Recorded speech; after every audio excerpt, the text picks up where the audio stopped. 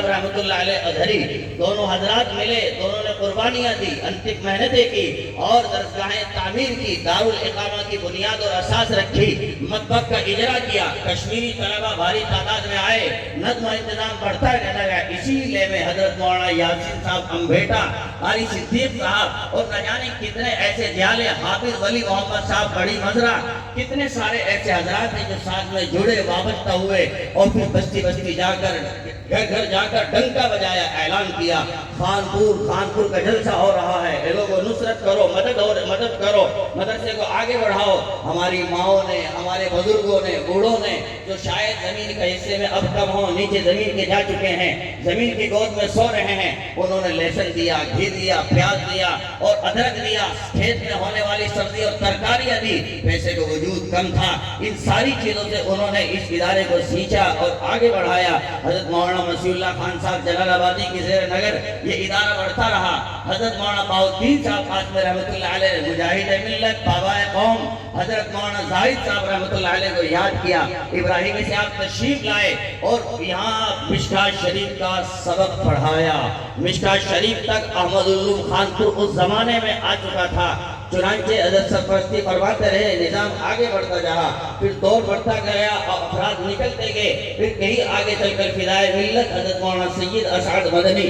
نے اس کارواں کو دیکھا اور سنبھالا۔ وقی الزمان حضرت مفتی اکبر صاحب الحسنی رحمۃ اللہ علیہ کا زمانہ آیا، آپ نے اس نظام کو تھامے رکھا، اس لوگوں کو جھکنے نہ دیا اور دور حدیث شریف کا آغاز کیا، افتاء کے نظام کو قائم کیا اور آپ نے اپنے علمی جواہر دکھائے اور دنیا اس ادارے سے فیضیاب ہوتی رہی۔ بات سچ ہے، ادارے پر ہچکولے آتے رہے، حالات آتے رہے، مگر ادارہ ٹوٹا نہیں، علم کی خدمات سے محروم نہیں ہوا۔ ادارے نے کئی دور دیکھے ہیں، مگر چونکہ بنیاد میں ایسے اللہ اللہ کرنے والوں کا وجود پڑا ہوا تھا، ان کی دعائیں تھی، آئے سحر تھی، اس نے بیٹھنے نہ دیا۔ پھر آخر وہ دن بھی آیا، حضرت مولانا شوکت صاحب یہاں ہوئے، اس وقت بدلا، حالات بدلے، کئی دنوں بعد فقیہ ملت حضرت مولانا مفتی محمد عمران صاحب قاسمی کی آمد ہوئی، بحکم پیر مقام حضرت مولانا عبداللہ صاحب مویسی دامت برکاتہ العالیہ اور خانپور بستی کے بہت سارے ذمہ دار اور نگراں حضرات لے کر کے آئے۔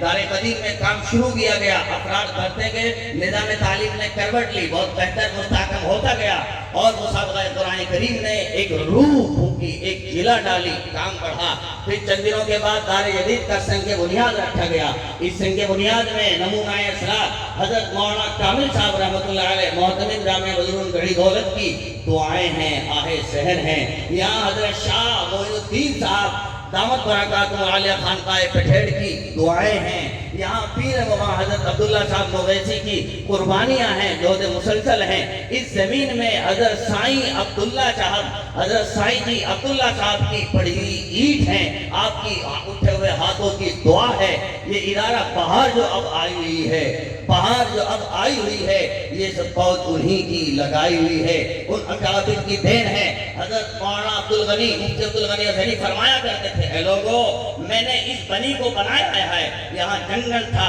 یہاں جنوں کا قبضہ تھا، یہاں پہرا تھا، ہم نے درخت اکھاڑے ہیں اور کاٹے ہیں اور درختوں سے ہا ہو چھو چھا کی آواز نکلی ہے، بستی کے لوگ بیمار بھی ہوئے ہیں۔ کہتے ہیں کہ میں نے ہمت نہ ہاری، اپنے مالک سے مدد مانگی، حسبنا اللہ نعم الوکیل نعم المولا و نعم النصیر، کفا باللہ ولیوں و کفا باللہ نصیرا۔ بالآخر دنیا نے وہ دن بھی دیکھا، آنکھوں نے وقت بھی دیکھا کہ دار جدید کا بنیاد رکھی گئی اور دار جدید کا نظام بننا شروع ہوا۔ چند کمرے بنے اور ابھی پورا نظام نہیں، چہار دیواری نہیں، بیت الخلاء کا پورا بندوبست نہیں، مگر ہمارے حضرت محتمم صاحب کا حکم ہوتا ہے کہ چلو دار جدید کو چلتے ہیں، اسے چل کر آباد کرتے ہیں۔ دنیا دیکھتی ہے، حیرت زدہ ہے کہ کیسے اور کس طرح جنگل میں جہاں دن میں لوٹ ہوتی ہو، جہاں رات کو لٹیرے آگے بڑھ کر انسانوں کی عزت پر حملہ کرتے ہوں، جس موڑ پر ہر دوسرے دن راہزنی ہوتی ہو، اس جگہ پر ادارہ اور طلبہ اساتذہ کیسے ٹھہریں گے؟ ڈیرہ طوفان میں ڈالے ہوئے ہیں، ڈیرہ طوفان میں ڈالے ہوئے ہیں، ہم تو موجوں کے پالے ہوئے ہیں، ہم تو موجوں کو پالے ہوئے ہیں، جلد اثر لائی لیے آہیں، کب بے اثر یہ نالے ہوئے ہیں۔ خیر مختصر میرے بھائیوں، یہ نظام